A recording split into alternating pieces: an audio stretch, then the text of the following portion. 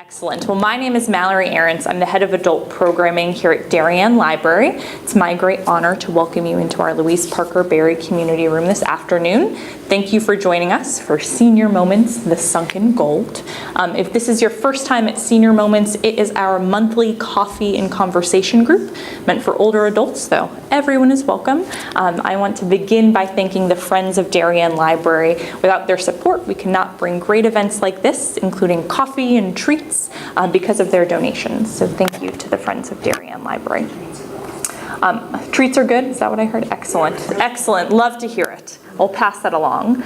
Without further ado, I wanted to welcome Joseph A. Williams to the Darien Library. He is the Deputy Director of Greenwich Library, great friends of ours.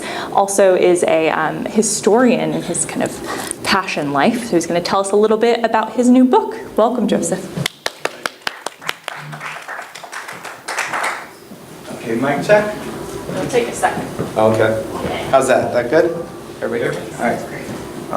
Thanks so much for having me here. I am very pleased to present today on the Sunken Gold, the story of World War I, espionage, and the greatest treasure salvage in history of all time. There was nothing ever greater than this, right? So, and you can be the judge of this as I go along. So, our story will begin on January 25th, 1917, when HMS Laurentic, a former transatlantic liner of the White Star Line, which brought us such ships as Titanic and such, right, was about to cross the Atlantic. It had been converted at the beginning of the war to a patrol ship for the Royal Navy, and it had served all over the world on various missions for His Majesty. And on this particular mission, it was loaded with a number of boxes, nondescript boxes that just simply said on it, metal, right? Inside those boxes, I'm going to spoil it for you, right? Inside each of those boxes was gold, right? Bars of gold bullion. So when I talk about the title, The Sunken Gold, you know, it's not an allegory for anything. It is actually, we're talking about gold, real gold, right? So 44 tons of the stuff was on board the ship. What was the purpose of that gold? That gold was there to back the credits of the Allies, and to buy munitions. You see, by this point in the war, it's early 1917. The United States has not yet joined the war, right? And the credit of the Allies, particularly Russia and France, had collapsed. Great Britain had taken on the economic backing for the Allies, and to maintain its credit and to keep the war going on the Western Front, they would send these shipments of gold all over the world. Sometimes it would go to the British dependencies just to be held. Other times it would go directly to neutral parties to buy munitions. And that was the purpose of the 44 tons of gold on board the Laurentic. It was meant to go to New York to the vaults of J.P. Morgan, where it would eventually buy munitions. The people on board the Laurentic, they were completely Royal Navy sailors and officers. They were all unaware of what was in the boxes, except for perhaps the captain and a couple of officers. They just knew that they were going to go to Halifax, Canada, drop off this load, and from there, it was going to be transported down to New York. So, at this stage in the war, the U-boats war was about to be escalated by the Imperial German Navy, with the idea that what they would do is they would send out their U-boats to hunt down especially British shipping in order to knock a fatal blow to British shipping and their economy, and thus drive them out of war. They knew that if they did this, it would antagonize the United States and end up bringing them into the war, which it ended up doing, right?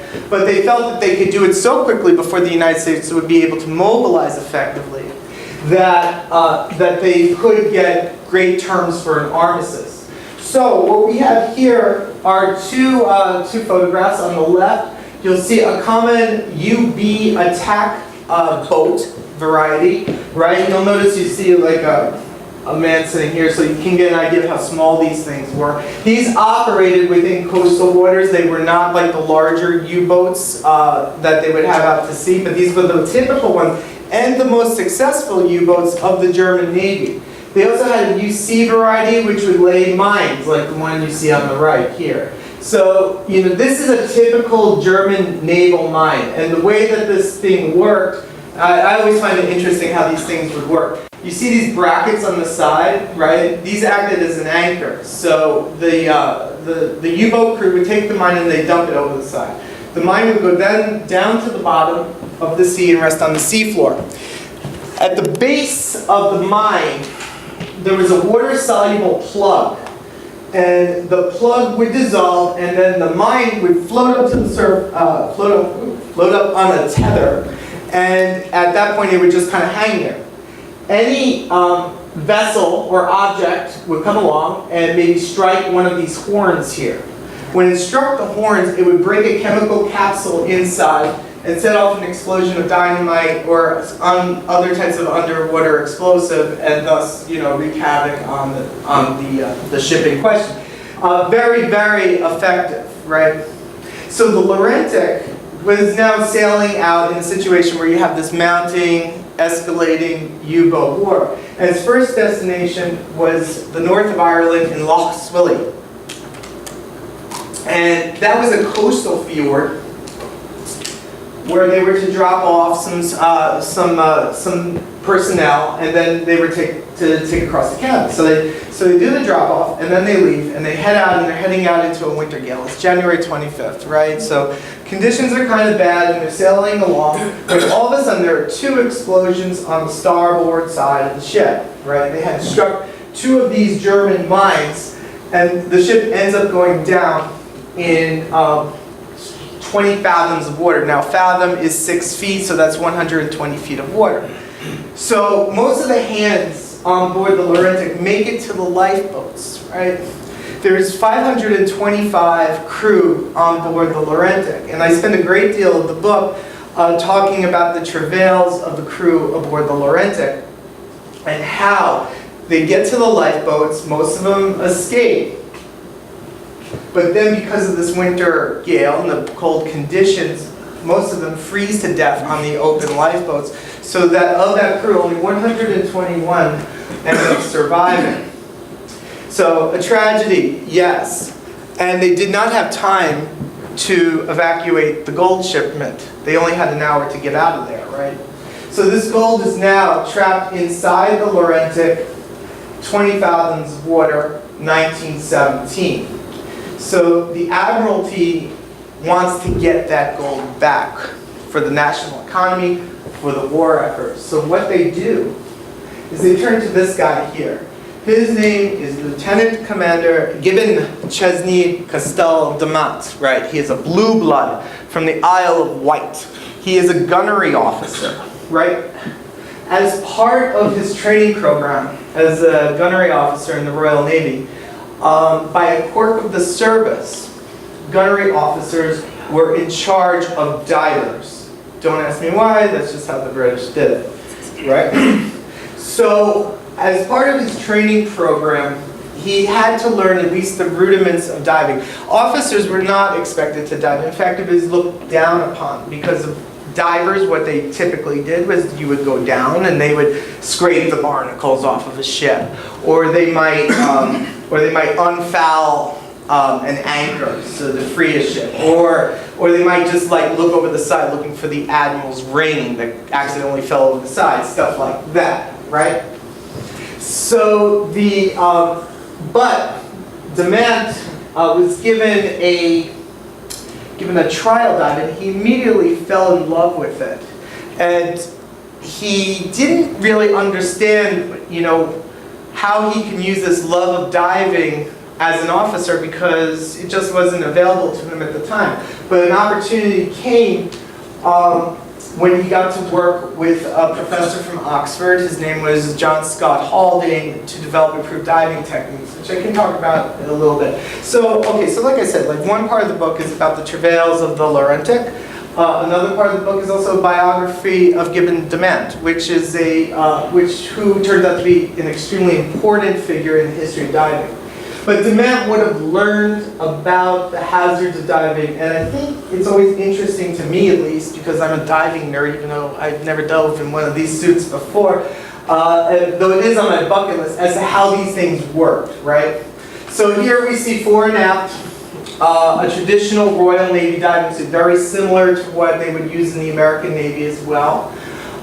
These divers were attached physically to the ship. You can see two lines connected here. One is the air hose, or what they would call the air pipe, and the other is the lifeline, or breaststroke. This physical connection provided a certain set of hazards. Now I want you to imagine this, right? If you're diving and you're physically connected to the ship above you, imagine that this is the vessel and that there are two strings coming off of the boat. Anytime there's rough weather, anytime there's rocking or rolling, it's going to have a natural tendency to pull those strings, right? So a diver working on the bottom, working on, say, like the wreck of the Laurentic, they would be liable to be pulled off, like if there's rough weather. So diving conditions need to be calm. In order to compensate for this danger, you would pay out more lifeline and air hose, right? So this way there'd always be a little bit of slack, so you don't get caught, you don't get pulled off of the wreck. But this also created a danger, because when you pay out more line, it creates these belly-like loops in the line, right? And as you are doing the work, they have a tendency to wrap around things, to get caught in things, to be threatened to cut on something, what they call fouling, right? One of the greatest hazards that divers could have. For example, Dement, in his experience, which I write about in the book, and when you read the book and you enjoy the book, you'll get to get the full account of what happened here. But he saw one diver who had an air line, his air hose, his air pipe, and his lifeline get fouled in two different directions in the wreck. So when that happens, the diver couldn't move this way or that way, He became trapped. So you'd have to send down a rescue diver to get them unfouled. Sometimes what they did was they took the two lines and they combined them into one line, and they would use stops so that you only had one line to take care of. The problem with all this line going down is that you only had a limited amount of divers that you can send down, right, at any given time, because of this tendency to foul into one another. Another problem is the suit itself. You see, you would have a compressed air line that would deliver air directly into the helmet. This would then deliver air throughout this canvas suit right down to the leg. So it's almost like a dry suit. But the important thing was for the diver to remain upright at all times, right? Not to capsize. You'll notice down here that you had these leaden boots, these extra weights, and you also had a lead weight over at the chest and at the back. This is to prevent the diver from upending, because if a diver in this type of suit were to flip over or go upside down, because the air is being pumped into the helmet, if there's any tear in the suit down below, the water would flood upward if you're upside down and drown you in the helmet. It only took a quart or two of water to do that. So these types of things were daily types of dangers that these divers would face, right? Another type of danger that they had was the delivery of the air itself. Now, what you see here is a traditional air pump that would create compressed air to deliver to the divers. These are hand-cranked pumps. They did have steam-compressed pumps in the day, but they also were very unreliable. It would take gangs of sailors to work this. In order to go deeper, they had to turn these pumps more and more and more, right? And faster and faster and faster, so they could only get to maximum depths. Dement himself, he set a world record for diving at 33 fathoms, so multiply that by 6, and that's how deep he got, right?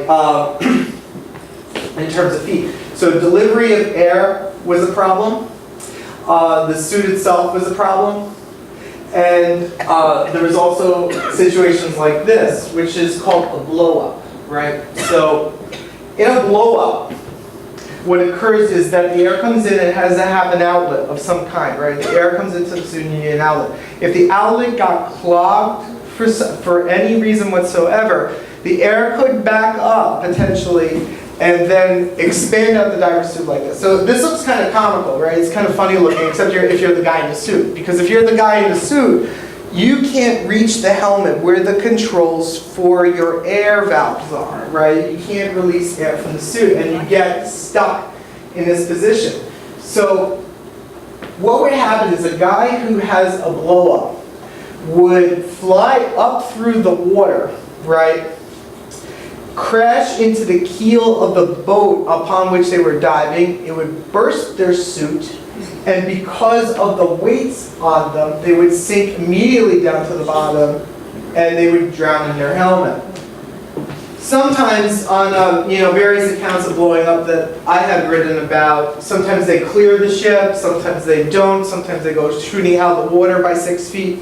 And such, because as a diver, if he blows up on the bottom, as they come up, the gases inside the suit will expand more and more and more and finally rupture the suit.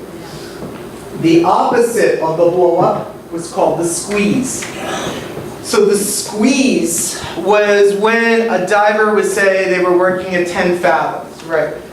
They end up falling. They fall maybe a couple of fathoms. The external water pressure around them increases by such an amount so quickly that the compressed air going into the suit is unable to counter it, and the water crushes them up. Breaks bones, traumatizes organs, that sort of thing. Another danger, and probably the most insidious danger traditional divers face, was called decompression sickness, also called diver's palsy, also called the bends. Called the bends by the position that the afflicted often took. Now, if you don't know exactly how, about decompression illness, I usually like to compare it to a bottle of seltzer water. This is regular water, but imagine it's seltzer water, right? If you buy a bottle at a store and you look at a bottle of seltzer water, they'll feel firm because there's compressed air inside the water, right? Compressed carbon dioxide that's pushing outside to the bottle. You will notice when you buy a bottle of soda water that there's no bubbles, or very few bubbles that you'll see, until you open it up, because the compressed air inside the bottle then expands and tries to escape and this forms bubbles. Likewise, a diver going down to the bottom imbibes all this compressed air. And when they're down on the bottom, they don't notice a thing. There's no difference. But all this compressed air, as they come up, starts to expand and it forms bubbles, particularly nitrogen bubbles, which can be burned by a body's metabolism. And these bubbles would lodge into joints. They would travel around the body. They would go into the spinal cord. They would enter into organs. They would cause blindness. They would cause paralysis. It would kill people. And everybody knew by the time of the Laurentic sinking what decompression sickness was. And they had ways of treating it. One way was using this. This is a recompression chamber where if a diver came up and they were showing symptoms of the bends, they would be inserted into this coffin-like tube where compressed air would be delivered to them. The compressed air, they would breathe that in and then recompress the bubbles inside the body, turning it back into solution until they could recover. And DeMant worked extensively with this man here, called, and this is John Scott Haldane, and together they developed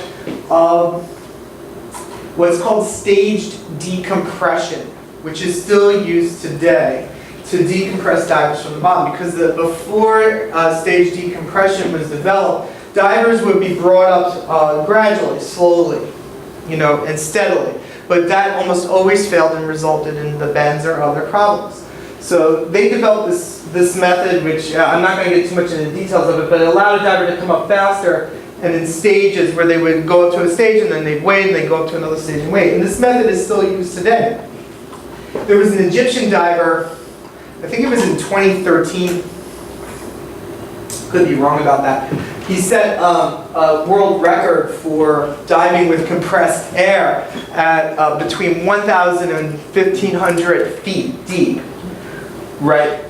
It took him about 45 minutes to get down to the depth that he wanted to go to, but because of the time that's needed to decompress, it took him 14 hours to decompress.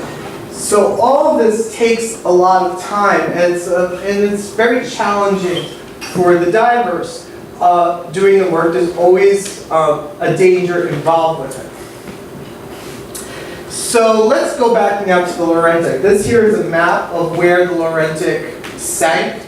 You can see where it is generally in this little inset map over here. So it's off the coast of Northern Ireland. It's subject to gales, wild weather, either coming off of the loch or coming from the ocean itself. So remember what I said about conditions need to be perfect for diving. This whole operation will end up getting plagued by weather, foul weather that delays and delays and delays the project. Demant himself was summoned in by the Admiralty after the Laurentic went down. And they told him, he went to Whitehall, he went to the main Admiralty building. And he was actually confused about it because all around him were all these admirals, and he was just this lieutenant commander that had been reactivated for the war. He didn't know what they wanted from him or anything like that. And then one of these admirals, he's actually one of the Sea Lords. He's like heads of the Royal Navy. Says to him, "Well, Lieutenant Commander, I'm sorry, I wish I could do a British accent, but you know, just kind of roll with me on this. Just imagine me doing a British accent, right?" He says, "Well, you're going to be privy to a secret, right? Do you know about the Laurentic?" And the man says, "Sure, I've heard of the Laurentic, but that's one of many ships that have been attacked by the Germans, so what of it?" They said, "Well, Commander Demant, there's 44 tons of gold bullion on board that ship, and we need to get that gold back. It would be a national tragedy if we do not get that gold back. And we've approached the private diving firms, and they say that it can't be done. And then others tell us, we'll do it, but we want to have 50% of the gold for ourselves. So what we want to know from you, Lieutenant Commander Demant, is it feasible to use Royal Navy divers to go down and get that gold?" So the man thinks about that for a moment, and he says, "Yes." So the admirals say, "We'll go get it." So off he goes. So this here is the Laurentic as they found it. The first divers come down. Now, I keep in mind that this is actually the port side, so you're kind of looking at it from the direction. So this is not the starboard side, this is the port side. I want you to imagine that the divers coming down, they're in those suits with the physical connections. They're not scuba divers. They cannot swim freely through the water, so they're almost like they're doing like cave diving and the like. They have to bounce on things, so they have to walk on things, and these decks are tilted at 45-degree angles. The gold itself is located roughly in the center of the ship in the second-class baggage room.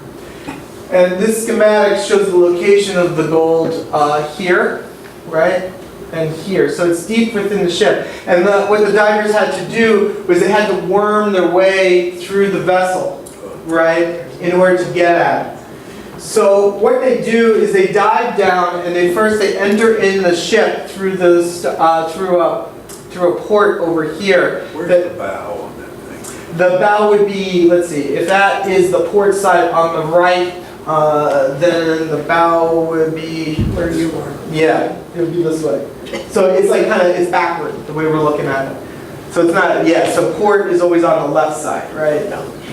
Okay, so the divers landed here and they started working their way inside. They blew open the hatches using underwater explosives. And then this cavalcade of debris came playing on, and they had to clear all this stuff out. And they're working on this for weeks because all of this takes a lot of time. You go in, you're removing debris, you have to set off an explosion, divers have to decompress because you can't be in the water when there's an explosion. The salvage ship that they're using has to clear out the way.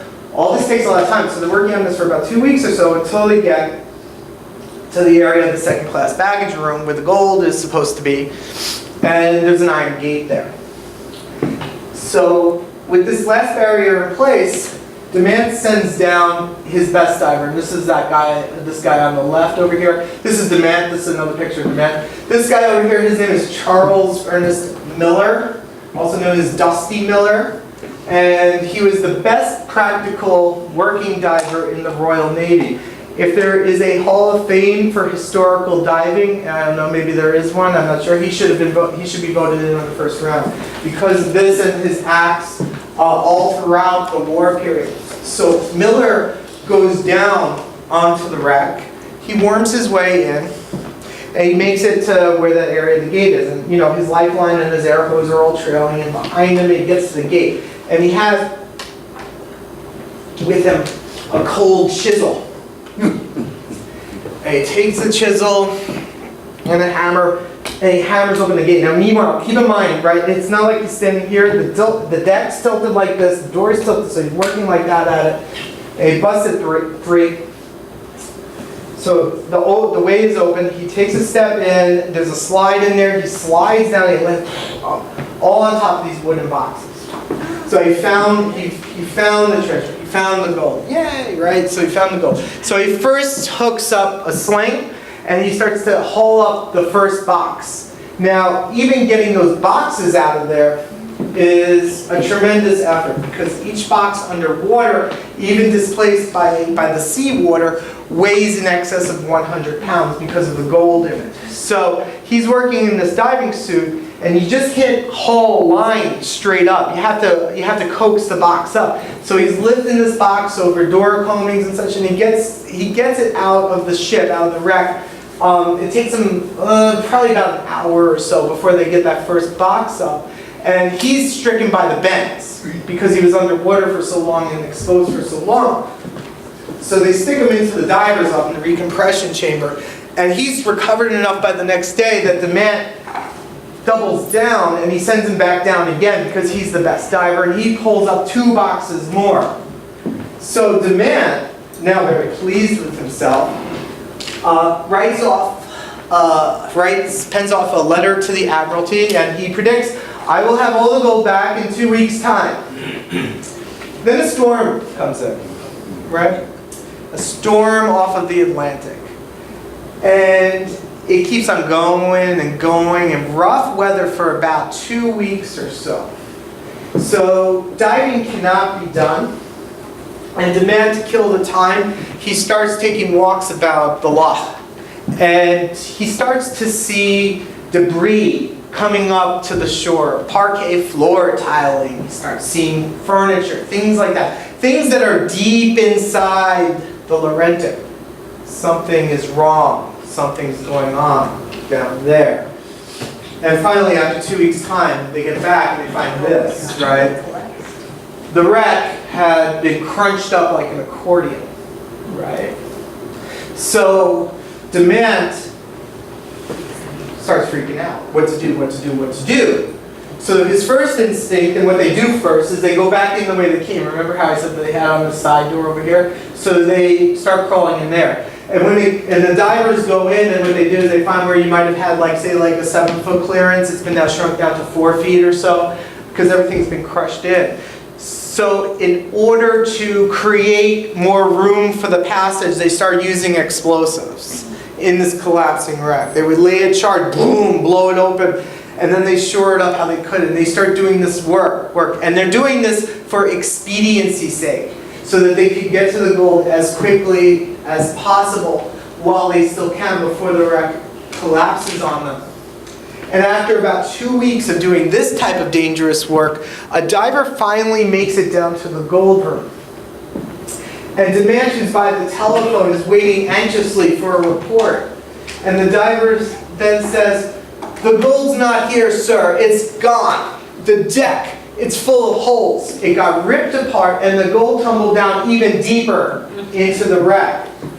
So, morale could not be lowered. And what Demand decides to do is, we're going to now excavate from the top down by removing deck plate after deck plate to get down to where the gold is going to be because they could no longer work inside the wreck. It was so liable to collapse at any time. So they do this work through the early summer of 1917, removing deck plate after deck plate. And there's a lot of close calls involved. One diver, for example, what they found was to remove the deck plates, the best thing to do was to hook a winch onto it, onto a line, and you pry it open like a clamshell, right? So it's under tension. Then a diver would crawl directly under this deck plate that was under stress, attach underwater explosives, and then they would explode it that way, and it would be far more efficient for them. In one instance, a wire parted, trapping a diver underneath one of these deck plates, right? And the diver, he's under there, and they have this telephone communication with the top that runs through the lifeline, and he's calling for more and more air because of the pressure coming down. But they managed to rescue him, right? But they had many of these types of close calls, and the whole thing is overshadowed entirely by the threat of U-boats, because the war is still going on, right? They would be doing their work, and there were active minefields all about the area. Minesweepers would be active. If a mine went off and they were, say, even within 5 miles distant from an exploding mine, it would rupture a diver's ears. Highly, highly hazardous conditions. But they were never attacked directly by a U-boat. Now, DeMint had a theory about that. He said if the Germans knew we were there, we would have been dead. But he believes that that the ship that they were on, the Germans thought it was a decoy ship called the Q ship, which was meant to attract in U-boats with the idea that the U-boats would come in close, and then all of a sudden this harmless little boat would suddenly expose their guns and blow them to smithereens. They make it through all this, and finally, by the midsummer, this is like July of 1917, they get in touch with the gold again. Oh, this here over here, this is just a mock-up of some of the debris fields that they would work through. And this is the shot. Okay, so this gives you some of the gold there. This is one of the divers, right? And they get in touch with the gold, and they manage that summer, by the time the fall weather sets in, to haul up 525 bars of gold. Amazing. The total amount of gold that went down with the Laurentic was 3,211. So, by this point, all the gold had been broken out of their boxes, and it's all scattered all over the place. And DeMint expects to come back in 1918, the next year, to complete the work. But the Admiralty has other ideas. And this is where the espionage part of this book comes in. This is a picture of Rear Admiral William Reginald Hall. He was called Blinker Hall. Blinker was his nickname. He was the head of the Naval Intelligence Division of the Royal Navy. He was a spy master. The NID, Naval Intelligence Division, preceded MI6 and all that sort of stuff.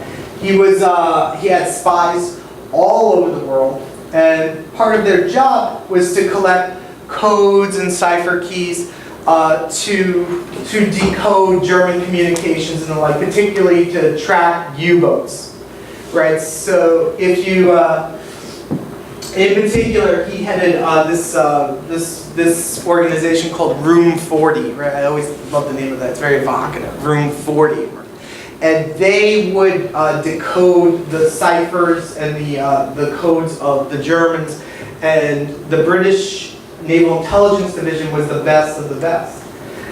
Part of that was because they were being fed these codes and cipher keys directly from Hall's agents all over the world. And he had this agent in Berlin who suddenly they lost communication with. Nobody knows what happened to him.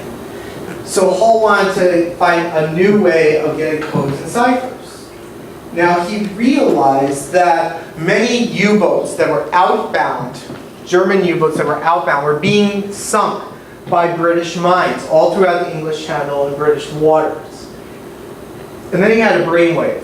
He knew that the codes and cipher keys, the freshest ones, were on board those wrecks. And if he could get divers inside those wrecks, they would be able to recover the latest in cipher keys and code books and get them back to the Admiralty and help win the war.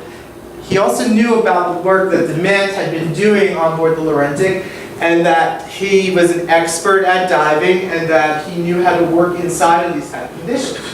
So he called him off of the Laurentic work and assigned him to form a team to go around to all these different wrecks and start sending divers inside. And this presents in itself a unique set of challenges because of how small the U-boats were. This is a UC variety type of U-boat. It had been captured by the British. You can see here a UC type was a mine layer. These were where the mines were put into the boat. And they would have to enter in the divers if they found a wreck. They would have to go in through, say, like a conning tower hatch. And they found immediately, like the first time that they found a viable boat to dive on, the diver went down, who happened to be Miller, by the way. So Miller went down on this boat, and he went into the conning tower, and there's a hatch there. So he opens up the hatch, and he sticks himself in, and his legs, they start hitting bodies, right down below, right? So he's trying to squeeze past the body, he can't get the body, so he pulls the body out, right? And they haul the body up to the surface, and that body was the commander of the U-boat, and they would, they had a ring on him, and they took the ring, and they went over to Blinker Hall's office, identified him so they could match back the boat. All sorts of little interesting stories with each of these U-boats, but he could not squeeze inside the hatch because of the bulky diving gear. So what DeMant did was they started to blow open the U-boats using explosives, right? They would blow open, say, the conning tower hatch over here, and then they would work their way inside. Now this presented itself a very, very unique set of dangers, because U-boats, when they found wrecks, where would they be? They would be where live minefields were. So you're using explosives in live minefields, pretty dangerous stuff. A diver going over the side. He looks down at the water. Just imagine you're on a boat in Long Island Sound, and you're looking over the side. You really can't see anything at the surface. It's kind of that green look to it, right? The diver goes down, and he lands either on the wreck or next to the wreck or wherever, right? And then he looks up, and you'll see tethered from their anchors floating above all these mines about him. And all it would take is a kick from one of those leaden boots to set off the mines about them, killing him. Other dangers involved, especially when they dove on these UC type of boats, that there were actually mines still in the chutes, and they were blowing open the conning tower hatch. In one instance, for example, DeMant blew open a hatch, but it set off all the mines as a secondary explosion, and it nearly capsized the diving boat that they were on. And they were all in their diving gear, right? So if they went down in their diving gear, they would go straight down to the bottom and drown. So highly dangerous. Every one of these U-boats had its own different story, extremely episodic. So aside from the bodies, which is always, you have to have a certain ice water in your veins to deal with this, because, the bodies are there, you got to get those removed. They would find all sorts of strange things and situations. For example, on one wreck, they went down and it had been so freshly sunk that the seawater had mixed with the submarine's batteries, actually heating the water all about them. It was so fresh. In another example, they would hear strange sounds and not know exactly what was going on. So these secondary explosions would set off a torpedo in the bow, and it would just whir, and they would, all this sort of stuff was happening, and they would find the bodies after bodies that they would have to remove from the wreck. They were enmeshed in their hammocks, and they would bury them at sea. In fact, the last wreck that they worked on was up in Scapa Flow, where there was a great British naval base was up there. And they had all buried the bodies at sea, and much to the objections of a local minister who had wanted to perform a service for the Germans. And he had overheard that DeMant and his divers had skewered the bodies like larks on a spit.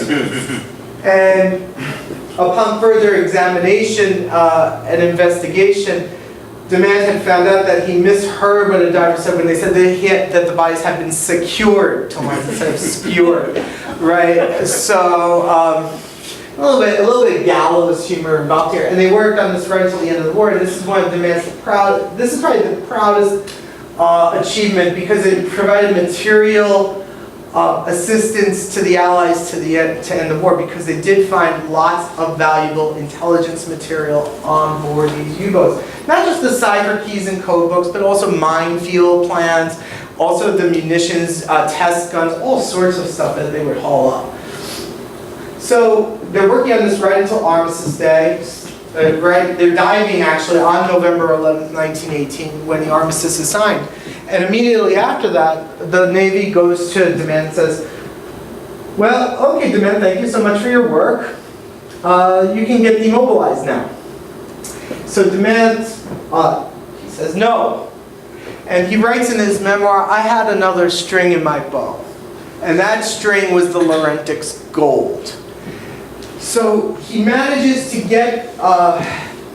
go back to the Royal Navy and the British government, and he gets permission to continue the work. And I'm not going to spoil the book for you, but he continues in a multi-year expedition to recover the remaining treasure on board the Laurentic.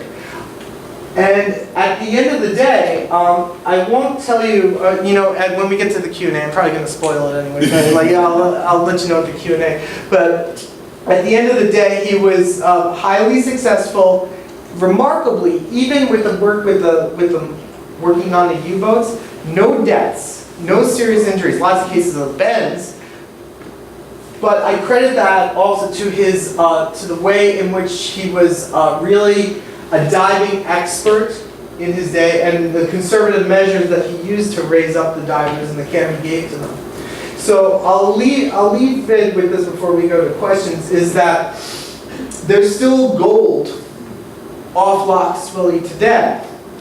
And if any of you are interested in mounting an expedition to the north of Ireland, please let me know, and I will come with you as a historic consultant. My fees are somewhat reasonable. I only want like a percentage of the treasure. I know the guys who have the rights to salvage on the wreck, so I think they would be very happy to see us if we came over there. It's hard to understand. It's a very thick Northern Irish accent, but we would have a good time. So I'd be happy to take any questions about the Laurentic and the Laurentic's gold, or I can also tell you a little bit about the research involved in this book, whatever you'd like to talk about. Yeah. Why was the gold put in kind of an upper deck? Why would it be put in the lower deck near the keel, like rocks were in the old sailing ships? I think the reason was either it's for security reasons or spacing reasons or what have you. I don't really know the answer to that question because there was nothing in the record that indicated why it was put in there instead of down below deck. But it could be a matter of security and the like, as I said, it was easier to monitor. The picture that you showed, was the bow sheared off? No. The bow wasn't sheared off. That was just a cross section of it. Yeah. It wasn't a clean break. The explosions themselves occurred in amidships by the engine room, and immediately after the explosions happened within about 30 seconds of each other, and it knocked electricity out and the like. But the Laurentic, it first listed, which prevented people from using one set of lifeboats, but then it finally righted itself and sank down on an even keel. But when it came down to the bottom, it ended up resting on the port bilges. How much gold is left there? See, that's it. That's a big spoiler, right? So there's, yeah. No, every time I'm like, okay, there's still gold, how much? It's 20 bars. There's 20 bars. Now, DeMant managed, so remember I said there were 3,211 gold bars. They got all of it except for 25 bars of gold that they weren't able to locate. So incredible, incredible success with that. In subsequent years, another salvage mission managed to recover 5 more over the course of like, I think it was like 3 or 4 years. And then since that point, there has been other salvage attempts, but without success. Did finding that German submarine have anything to do with the Enigma code? No, Enigma's from World War II. Enigma's from World War II. So the World War I, the code books, yeah, the code breakers of Room 40 were really the origin of all the code breaking later on. How much was an ounce of gold worth in 1970? That's a good question because I forgot to mention the value of that gold. Okay, the gold was valued in 1917 dollars at $25 million. Okay, so I ran a calculation because the price that was based on statutory prices of gold, which is what, like, gold was valued by statute back then. So there was a fixed value of gold. Later, gold was deregulated, and it grew in value far exceeding inflationary rates. So the gold, that 44 tons of gold, if that was in today's dollars, it comes out to be $1.7 billion of gold went down with the vessel. The remaining gold that's on board there, I calculated, I did this, I got interviewed by the History Channel people for their blog. I ran a calculation that comes out to be about $13 million is down there right now.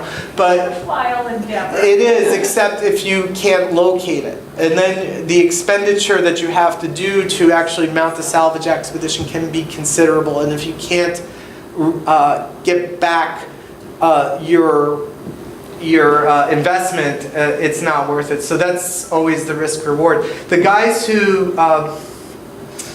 control the salvage rights to the wreck right now, they have a deal with the British government that if they recover any gold, they retain 75% of the value of the gold, and 25% goes back to the British government, because the British government has no interest in taking on such risk. So they'll let others take it up for them in what's called a no cure, no pay contract. Was he promoted at the end of this? Yes, he was given, he became a commander of the British Empire, and he was also promoted on the retired list to captain for his duties. So it was what he would call the highlight of his career. DeMent's a very interesting character. I didn't tell too much about him, but he was also a physiologist as well, and I think that's partially why he liked being underwater so much. And throughout the book, talk a lot about his little side adventures, like looking for these organisms, looking for zoological fame and the like. His first major paper, which he was very proud of, was the normal temperature of a goat, in which he, but he was very, very proud of that and getting into all the scientific literature. I think he'd be a vice admiral. No, well, you see, okay, well, here's the thing. After he retired, he actually retired before the war. And he got reactivated. He retired as a lieutenant commander for personal reasons, and then he was recalled back from the retired list for the war. So a captain in the Navy is that's a pretty good rank to get to, but he didn't quite make it to flag rank. Yes. Talk about visibility down there. Obviously it was dark. Did they have lights? And the water was cloudy and silt and all that stuff. Yeah, they had about 12 feet of visibility, generally speaking. Water was greenish in color. Silting would happen frequently, especially after they would use explosives, and they would often have to wait to do that. The divers themselves, they would go down to sometimes break open the sand that some of the gold was silted up, and they would have to use like pressurized air hoses that would kick up all this dirt and debris with them. So you couldn't see too much. So if you were standing on the deck of the Laurentic and looking up, you couldn't see the surface at all. everything was like kind of in a cloud, in a fog. Did you bring down batteries or? Oh, no, they had electric underwater lamps at that point. So they had that, they had their telephone communications and such as well. So the technology, while still, in your early phases of diving, you're starting to get to the point where you can get deeper and deeper and deeper. And this particular operation was groundbreaking and set the stage for a lot of future salvages. Very well known. Which was surprising because I didn't know, I was surprised that no book had been written about DeMant and such, and there was a couple of reasons for that. DeMant himself was extremely unassuming. He did not ever have the press on board this ship during these operations. He did not sit for interviews. He only did one interview once, and that was in the 1950s. I got lucky in that a lot of my records were found in the Admiralty records in London. And also I got in touch with his daughter, who's still alive, and I was able to get a copy of his memoirs as well as other documents, which really made it come to life, things that hadn't been surfaced before. And as with my background as a librarian and such, when you start getting these untouched documents, it makes you very excited as a researcher and writer. The size of the mines, were they so little that people couldn't see them before they hit them? The mines didn't generally float at the surface. They tended to float underwater. So they would come up with their tethers at say a 20-foot depth in a 30-foot water. And they would actually preset the tethers, and they would have a map as to where they were to drop it based on the seafloor. So they would never, only if they came off of their tethers would they actually float up to the surface. And when they floated up to the surface, sometimes DeMant and his divers, they would take rifles and shoot at the horns, trying to make it explode. What they would call they get a bullseye. That was like winning, except that pieces of shrapnel would start flying around all over the place. I guess it was a way for them to amuse themselves during the war. We have time for 2 more questions. You're a diver, you said. Did you go down and look at this, or did you interview anybody that did recently? No, the more I write about diving, the less I want to dive.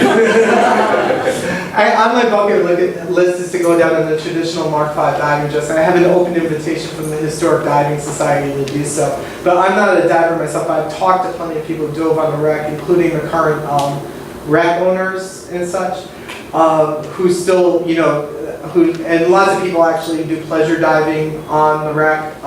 It's teeming with sea life, and it's considered a very good wreck to dive on recreationally.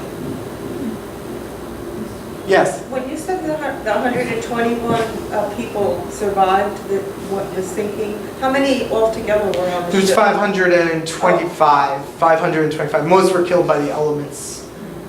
Because they were open lifeboats and it was winter and most of the men got out. They were in the stokeholds, which were very hot, so they tended to have either light shirts or no shirts on, and they had to hurry off and get off of the boat, get off of the ship. So most of them succumbed to the cold. Okay, last one. Was that the only cargo on the ship? No, there was other things as well. It acted as a troop transport. In this case, it was naval personnel, but they were also carrying other goods and such, a mixed cargo that they were taking over to Canada. I think that was there in place to kind of hide the fact that they were carrying all this gold. So thank you very much. I do have some books for sale. I have this book and my last book, and I appreciate your support and such, and I'll be hanging out here afterwards.